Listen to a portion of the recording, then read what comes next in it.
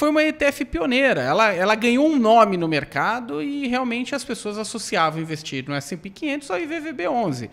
Mas de tempos para cá, outras estruturas surgiram. E isso pode gerar uma diferença significativa aí no resultado, né, Felipe?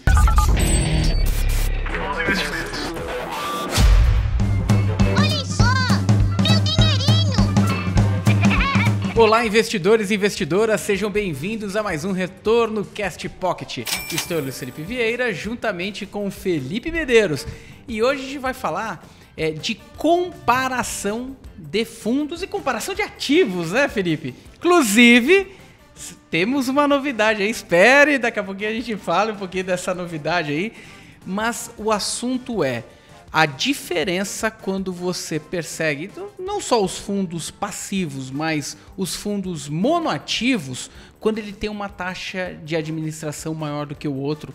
A diferença no resultado final pode ser significativa aí para o seu patrimônio, então tomar cuidado com algumas estruturas, a gente vai trazer esse contexto aí, né, Felipe? Perfeito, cara. Eu tô bem hoje aqui, animado pra gente falar disso. Não só desse tema, né, mas pra falar a surpresinha que a gente tem no final, que, gente, desculpe o palavreado, é do caralho, tá? Mas vamos lá. Boa. Vamos lá pro tema, né? Então, o que o Luiz estava dizendo era bem isso, né? Que, principalmente que a gente está falando de investimentos passivos, e aí os mono, acho que a gente até pode falar que eles são, de certa forma, passivos, né? Porque Sim. ele compra lá, um fundo de Vale, ele vai ficar comprando ações da Vale e é isso. Ele não tem nenhuma gestão ativa de hora de entrar, hora de sair, né? Ele tem o dinheiro que entra no fundo, ele tem que ir lá e comprar mais ações da Vale. Então, de certa forma, é passivo, né? E, assim, quem nos acompanha na Mais Retorno, né? A gente já falou aqui algumas vezes que, olha, você vai ver influencer aí te falando, olha, cuidado com taxa de administração de fundo, que você tem que, primeira coisa que você tem que olhar é a taxa de administração. E a gente fala, olha, não se preocupa muito com taxa de administração, porque na hora que você olhar o retorno ali, na Mais Retorno, esse retorno já é líquido de taxa. Perfeito. Né?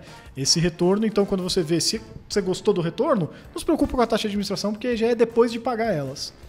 No entanto, isso, assim, você pode desprezar quando você está pensando num fundo ativo. Exatamente, esse é o grande ponto, né? Porque no fundo ativo o que acontece? O gestor ele não vai te dar só, pegar aqui um exemplo de fundo passivo mesmo, que replica, por exemplo, o Ibovespa, né? Então, no fundo ativo, o gestor ele não está se comprometendo a só te entregar o Ibovespa. Ele está se comprometendo a entregar mais que o Ibovespa. Ele vai gerar o que a gente chama de alfa, né? Nesse caso, ele pode, se ele for um bom gestor e conseguir cumprir a promessa dele, né, ele vai poder gerar um excedente tanto para entregar o Ibovespa, mais um prêmio acima do Ibovespa, né, mais um percentualzinho a mais, e mais um tanto suficiente para pagar aquela taxa que ele vai cobrar, seja ela alta ou baixa. Né? Perfeito. E no final das contas, o preço tem uma relação muito com o valor que se tem daquele tipo de estrutura. Então, vamos imaginar qualquer outro ramo de atividade. Normalmente, a pessoa, quando ela é boa no seu ramo de atividade, ela cobra mais.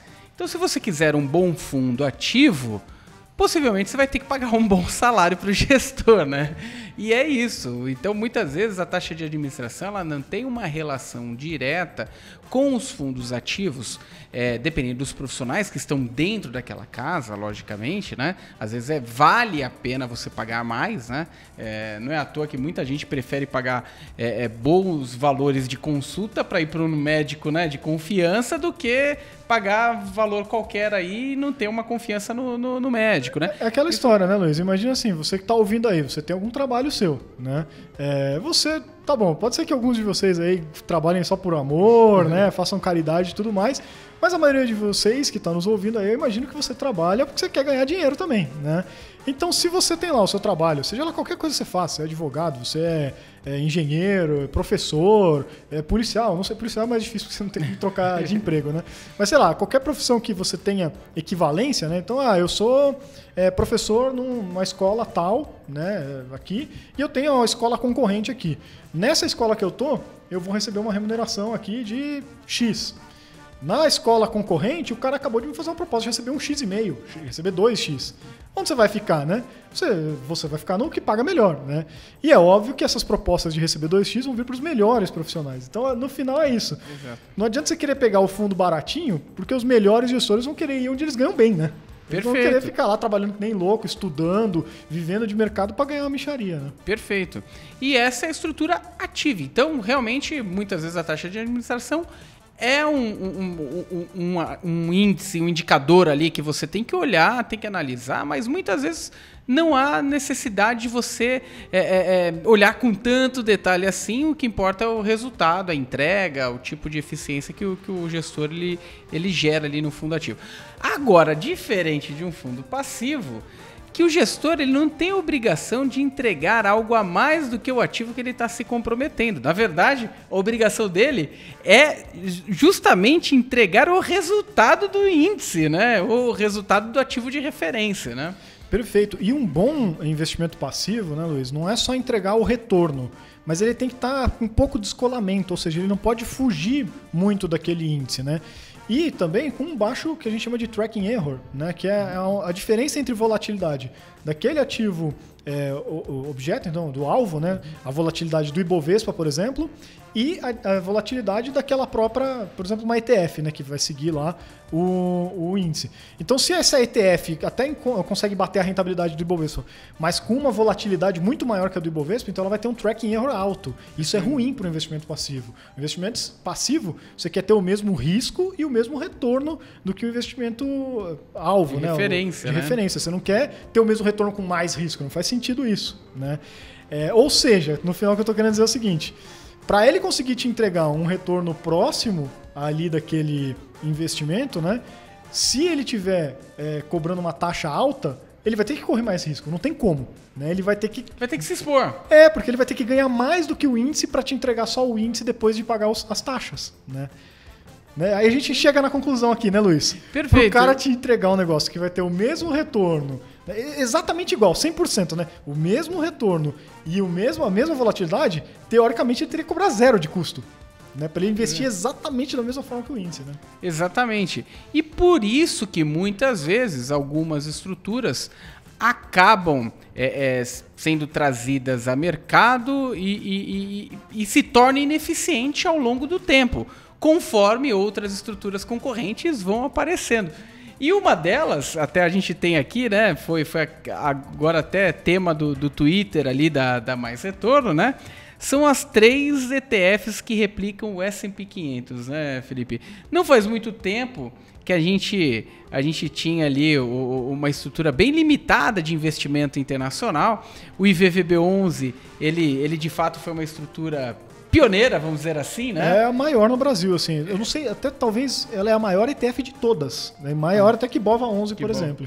Então, foi uma ETF pioneira. Ela ganhou um nome no mercado e realmente as pessoas associavam investir no S&P 500 ao IVVB11. Mas de tempos para cá, outras estruturas surgiram. E isso pode gerar uma diferença significativa aí no resultado, né, Felipe? Exatamente, né? Porque a gente até tem mais ETF hoje, né? Só que a gente pegou essas 3 que são mais interessantes, que elas têm um histórico um pouco mais longo, né? Se a gente pegasse as mais recentes, aí ia ficar com um pouco histórico para comparar, não é tão legal, né? Mas o mais interessante dessas 3 ETFs é que elas têm o mesmo objetivo, né? Na verdade, são 2 ETFs e uma BDR de ETF, né? Perfeito. Que é aquela história de você ter um recibo, né? Não se preocupa com esses termos técnicos, tá? Mas que ele representa o ativo lá fora, tá? Então, se você tem uma BDR de Apple, por exemplo, você tem aqui um negócio que você negocia no Brasil, na B3, né? Mas que representa a ação da Apple lá fora. Quando você tem um BDR de ETF, é a mesma coisa. Você tem aqui um negócio que você negocia dentro da B3, mas que representa aquela ETF lá fora, né? Então você tem tanto uma ETF local, como essa opção de negociar o recibo daquilo que é lá de fora, tá? E o interessante é que as 3 ETFs que a gente está falando aqui que é IVVB11, SPXI11 e BIVB39, são 3 ETFs que têm o mesmo objetivo, né, Luiz? Que são perseguir o S&P 500 lá, S&P 500, né? Que é o Ibovespa dos Estados Unidos, vamos colocar assim, né, para simplificar. Então as 3 fazem a mesma coisa.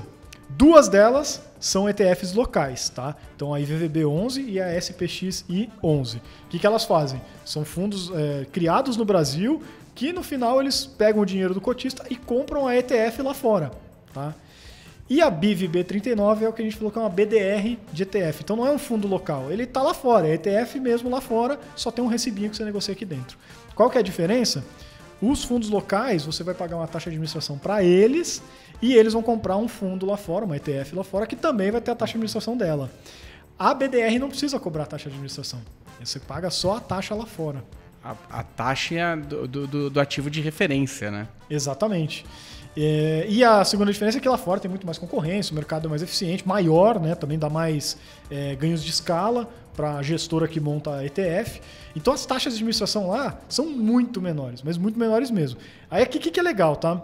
O IVVB11, ele é um fundo, uma ETF negociada brasileira que compra uma ETF lá fora chamada IVV. Tá? É isso.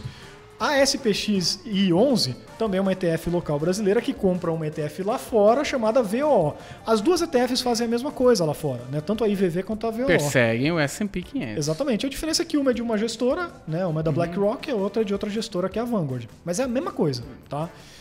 O legal é que a BIVB39, ela é uma BDR justamente da VOO. Né? Então, a SPXI11 e a BIVB39 são exatamente a mesma coisa. A única diferença delas, a BIVB39 você paga a taxa de administração do VOO lá fora, que é 0,03% ao ano. Eu não estou falando que é 3% ao ano, nem 0,3% ao ano. Eu estou falando 0,03% ao ano. Então, se você tira o porcento e você coloca em decimal, né, é 0,0003. Isso aí. É muito pequena essa taxa, né? Enquanto no caso da SPXI11, que é a ETF brasileira que compra justamente esse ativo, você vai pagar uma taxa de 0,21% ao ano. Né? Então, você vai pegar ali 20 bips a mais. Perfeito. Né? Então, é muito maior. E o que é interessante, você que está ouvindo, talvez fale, caramba, 0,21 ao ano, isso não é baixo? Realmente é baixíssimo. É baixíssimo. Mas conforme a concorrência aumenta, isso vai ficando cada vez mais baixo. Por isso que o BIVB39, ele gera essa possibilidade por conta da concorrência internacional. E a escala, né? Eles conseguem fazer isso. Exatamente. Né? O volume aplicado é gigantesco, né? Trilhões de dólares, né? E o IVVB11, 0,23% ao ano. O que é legal, quando a gente faz aquele comparativo histórico, né, Felipe? Exatamente, cara. Isso que é a coisa que agora você consegue fazer a mais retorno. Vocês repararam que a gente está falando de ETF, né?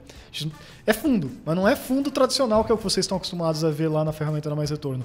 Hoje você consegue botar lá o IVVB11, a SPXI11 e o BIVB39 na ferramenta da Mais Retorno chamada Comparador de Ativos. Perfeito. Sensacional. Uma observação, se você não sabe do que a gente está falando, quando acessar a plataforma maisretorno.com, no canto superior direito, clique na área logada. Se você ainda não tem cadastro no site, você não consegue fazer essa comparação, hein? É isso aí. Faz lá que é de graça, pessoal. Não custa nada. Acho que só precisa do nome, e-mail e telefone. Bem simples, rapidinho. Ou você usa Facebook, Google lá. Exatamente. Um clique você já está logado. E aí você vai ter não só esse comparador de ativos, que é uma nova ferramenta, como um rastreador de fundos que a gente traz aqui numa próxima oportunidade, falar sobre eles para vocês. E muitas outras ferramentas vocês não perdem por esperar, porque vai sair muita coisa nesse semestre ainda, galera. Os devs agora, quando estiverem ouvindo isso, vão estar me xingando, mas vai sair muita coisa nova. Olha aí, comprometido, né? Comprometendo o pessoal. E o que é interessante, no nosso comparador, a gente já consegue comparar essas ETFs, são fundos passivos, e quando a comparação ela acontece lá no final de 2020 até agora, parece pouco, mas para um ativo passivo, para um fundo passivo, é muita coisa. O BIVB11, o BIVB39 gerou uma rentabilidade de 13,22% no período. O SPX11, 12,77% e o IVVB11, 12,73%. Ou seja, parece pouco, mas isso, quando a gente coloca um prazo longo, isso faz uma diferença danada, né, no resultado, né, Felipe? Exatamente, cara. A gente pegou aí basicamente um ano, né? Um ano e alguns mesezinhos. Então, só aí já deu essa diferença que é... Como eu falei, eles fazem exatamente a mesma coisa. A diferença é só a taxa de administração. Claro que assim, você pode argumentar que não, tem detalhezinhos, porque tem formas diferentes de você passivar um investimento. Aí tem a questão da gestão mesmo de câmbio, né? Porque o que a gente está vendo aqui são fundos que são influenciados também pela variação cambial, não é só a variação do S&P 500. Tudo bem, tem um ajustezinho ou outro, mas o grosso, te garanto que a diferença é a taxa de administração, que o BIVB39 é muito menor do que a dos outros. Né? Perfeito. Inclusive, fizemos uma outra comparação aqui de fundo monoativo, né, Felipe? Bem legal também, né, cara? Porque assim, até assim, a gente quis fazer isso porque às vezes alguns ativos se destacam, né, no mercado, sobem muito mais que o resto. Por exemplo, agora a gente está tendo de novo o boom das commodities, né? O famoso boom das commodities, né? E de novo aparece alguma ação que cresce mais que todos os fundos de ações, né? No caso aqui, Vale começou a disparar por causa de, né, preço de minério de ferro disparando e tudo mais. E aí no nosso ranking começa a aparecer lá fundo monoativo, né, de monoação, no topo, né? E a pessoa, nossa, é bom esse fundo? Então, peraí, vamos discutir sobre isso, né? Página 2, né? Depende, né? Exato, porque no final o que você está fazendo? Você está pagando taxa de administração para um gestor tomar a decisão de comprar uma ação que você mesmo pode ir lá e comprar, né? Não faz muito sentido. E não é nem uma taxa baixa, que nem a gente estava falando das ETFs, né? De 0,03. Muitas vezes é taxa de quanto, Luiz? Chega a 3, 4% ao ano. 4%. Você não paga isso para um fundo ativo. Né? E a gente está falando aqui, acho que até a gente podia depois pegar esses dados, Luiz. E compartilhar, né, de alguma forma. Não, eu ia te falar dados de quantidade de cotistas e patrimônio. Ah, tá. Né? Patrimônio PL que tem nesses fundos. É muito dinheiro, milhões de reais. E aposto aqui que tem milhares de clientes, né, de investidores que estão nesses fundos sem nem saber por quê. Né? Mas indo direto ao ponto aqui, que é o que a gente queria trazer, a gente botou isso aqui na nossa ferramenta, tá? E olha para vocês verem que legal o potencial disso, tá? A gente botou aqui Vale 3 e botamos aqui 4 fundos monoativos de Vale dos 4 maiores bancões do Brasil, tá? Privados e públicos. Perfeito. O que aconteceu? Né? A gente pegou aqui histórico desde 2002, então são 20 anos de dados. Tá? Vale 3 rendeu nesse período, tá? 4.377%. Rendeu pra caramba. Maravilha. Uma bela rentabilidade. Aí você pega o segundo fundo aqui, monoativo, que simplesmente compra Vale, mas te cobra uma taxa de administração absurda, que é do Bancão 1, tá? Esse fundo já deu 3.900, ou seja, você já perdeu 400% aí. De diferença de adicional que teria no seu portfólio. Só por causa da taxa de administração que você pagou à toa, tá? Segundo Bancão, tá? Segundo Bancão já deu 3.790, né? Então perdeu mais ali 100, 200% por conta da taxa de administração. Terceiro Bancão, 3.453, né? E o quarto bancão aqui, 3.416. Ou seja, quase 1.000% de diferença entre você simplesmente comprar Vale 3 e deixar na sua carteira quietinha, reinvestir os dividendos e tal, e colocar num fundo monoação que vai te cobrar taxa de administração para não fazer nada. É assustador, pessoal. Exatamente. E isso acaba saindo do bolso do investidor e entrando do bolso do gestor passivo, vamos dizer assim, né? Que cobra uma alta taxa de administração. Então, tomar cuidado com algumas pegadinhas. Lembrando, a gente está falando aqui de fundos passivos e fundos monoativos, né? Não de fundos ativos, né? Que fazem uma gestão ativa. Aí a taxa de administração volta no início do podcast, você perdeu, né? A gente falou um pouquinho disso. Aqui são fundos que perseguem um índice, ou seja, teoricamente o gestor teria menos trabalho. Ele teria que pensar menos para fazer. É só ele seguir o que o mercado faz para determinar o índice. E pronto. Ele não precisa definir a melhor estratégia para ganho de... Não. Então, com isso, é natural que se cobre menos, né? Tem menos trabalho, né, Felipe? E o resultado histórico mostra o quanto essas estruturas que cobram caro são ineficientes, mesmo que nos rankings dos melhores fundos, eventualmente, eles apareçam, tá? Porque aquele ranking, pessoal, de novo, a gente já falou sobre isso, né? Eles são só assim, um filtrinho bem simples para você ver o que está crescendo, valorizando no curto prazo. Mas nunca você deve usar aquilo como indicação de investimento, né? Para onde você tem que ir, né? Porque é justamente isso, é só rentabilidade de curto prazo. Então, na prática, não diz muita coisa. É só para aparecer ali no seu radar alguns fundos que podem aí estar com algum destaque. Mas é isso, nada mais do que isso. Né? Perfeito. E eu convido você a já clicar lá no site maisretorno.com, canto superior direito, se loga e coloque comparador de ativos.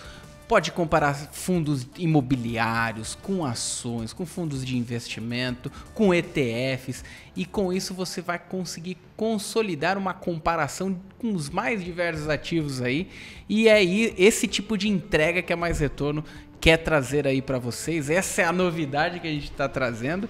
Então, peço aí, por gentileza, você que está nos ouvindo, acesse esse negócio, loga, dê o feedback pra gente. Isso é muito importante. É isso aí, pessoal. A gente conta muito com esse feedback para trazer ferramentas cada vez mais certinhas ali, mais afinadinhas, polidinhas pro jeito que vocês querem. E, de novo, continue nos acompanhando, que vai sair muita coisa boa esse ano. Então é isso, pessoal. Muito obrigado e até a próxima. Valeu, pessoal. Um abraço.